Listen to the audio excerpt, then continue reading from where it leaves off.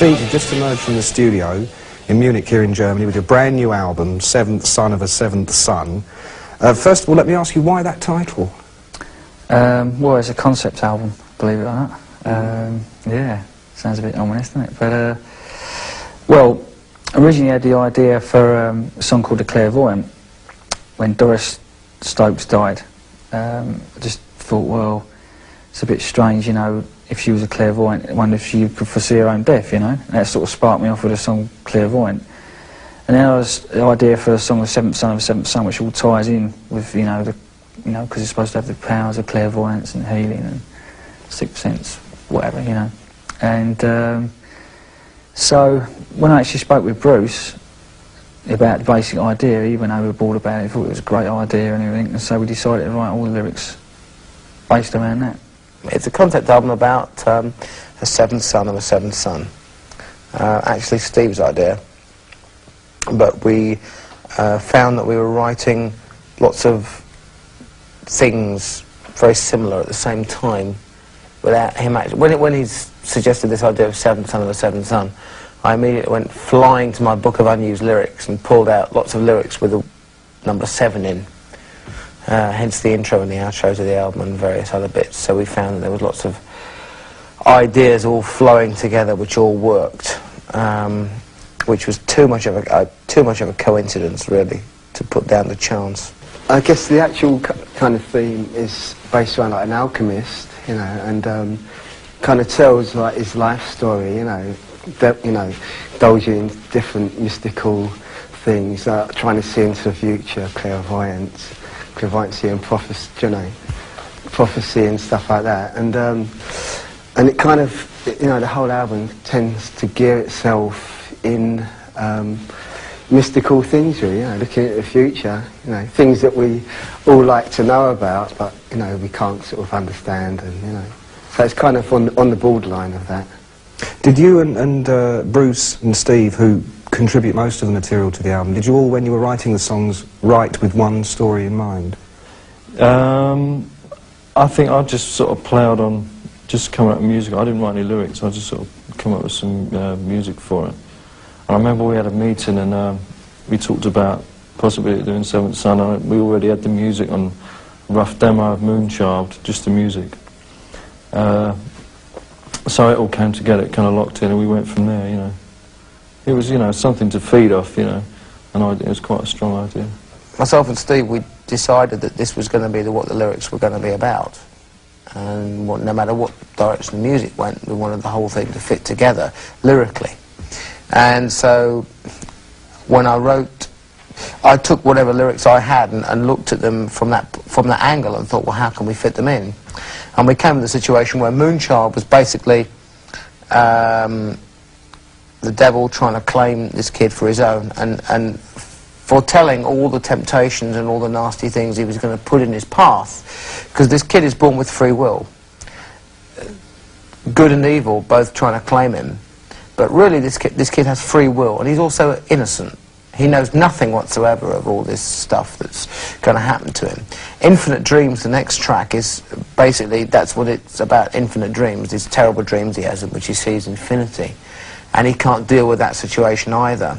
But he's not yet aware of what it means, of its significance. Can I Play With Madness is when he goes to a fortune teller or soothsayer or crystal ball gazer, whatever, and he asks the question, can I play with madness, because that's what he thinks is in his head. Tell me about the first single from the new album, Can I Play With Madness? It has a very commercial edge. I expect you wouldn't be too disappointed if it became a huge hit. No, not at all. Not against selling albums. Of course, that's what we want to do. We want to get across to the fans, you know. But I think that the good thing about it is it's a natural song. It's not like, because originally the song we had, you know, that we thought, oh, this is going to be the single, was Evil That Men Do. And then Can I Play With Madness came along, and it wasn't like we actually planned to have, you know, a big sort of, you know, single or whatever. But as soon as that came along, we thought, oh, that's got to be the first single. It came about out of a pure happening. It was a song that was written, and Bruce had an idea, and Steve came up with the middle section, and we put it together, we worked it out, and we didn't really believe it was going to work. And It did, and because of that, it's got the magic about it, what it has, and so I think it's going to be a very good, successful single. You know, it is below 4 minutes long as well, so the radio companies are going to go, hey, these guys are going to... What about the video? Apparently you're not in the video at all. You don't appear anywhere in the video. That's great, marvellous. I hate appearing in videos. Really? Yeah. Why? Well, because it's not acting and it's not music. It's pretending. We don't really enjoy doing videos unless it's actually, like the Live After Death video was fine because they just filmed a show and we are doing what we, you know, enjoy most. But actually making videos as promo stuff, none of us really like it too much, and this was a good excuse to get out of it, really. You've got a lot of keyboards and synthesizers on this album. There was a time when I'm sure Iron Maiden used to say, we will never have keyboards on the album, you know. Yeah, well, I must admit, yeah, we weren't into keyboards before because we did have a keyboard player in the band years ago for about 6 months and it just didn't work. We worked on a couple of numbers, but, you know, 2 guitar attack was much better. But the reason it happened this time round was because, you know, if I have, like, well, on the last album, for instance, I used guitar synths, you know, with the, you know, chord and foot pedals and stuff. But it means that I have to use a lead on stage. There's no way I can do that, you know, sort of the way I move about and everything. And Adrian didn't want to be bothered with all the foot pedals either, you know, so we decided that we'd do it all on the keys. And we're going to get my bass roadie, Mike, to do the count, as he's known. Yeah, the D on the keys. Yeah, there's a guy on the craze, isn't it? His nickname was the Count because he comes out at night. He's a nocturnal sort of person. But he also happens to be a very good musician. And being as there's a lot of keyboard parts on the album, not dominating keyboards, but stuff that needs to be there. Plus I'm playing guitar synth as well, so it's going to be a bit of a handful to do it. But in a couple of songs, it's going to be essential that we probably do that. The band's next world tour starts in May, and as far as I understand, it goes on then for most of the rest of the year. Yeah. How are you looking forward to it? Yeah, well, I say it's been last August, I think we finished the tour. So it's been so long. It's like we want to. You kind of, you know, it's great after the tour. You can't, you know, you feel like it's nice to have a rest. You've had a great time playing, and so now we've been off for a while now. You know, so it's great. It's exciting. Like the album's just been released, you know, it's going to be released soon, and the whole vibe, you know, building up around it to get out on tour again, it feels great, you know, just to go out there and play live. What's the best thing about being on the road for you, Nick, personally?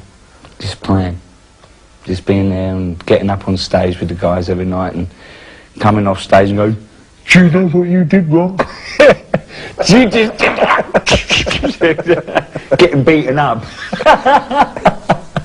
You're going to be headlining this year at Castle Donington, of course.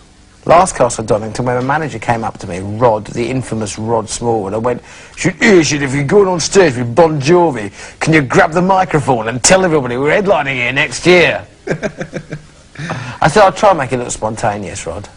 We're going out for maybe 6 or 7 months on this world tour, and I miss being on stage to play for the people. And I'm right at the back of the gig, and seeing the the reaction and the attitude from everybody is absolutely magnificent. A lot of kids have said to me, you know, when are we going to see like a really big show in England? And well, the answer is now, because the show we're going to do for the European festivals is, of course, going to be as big, if not bigger, than the American show.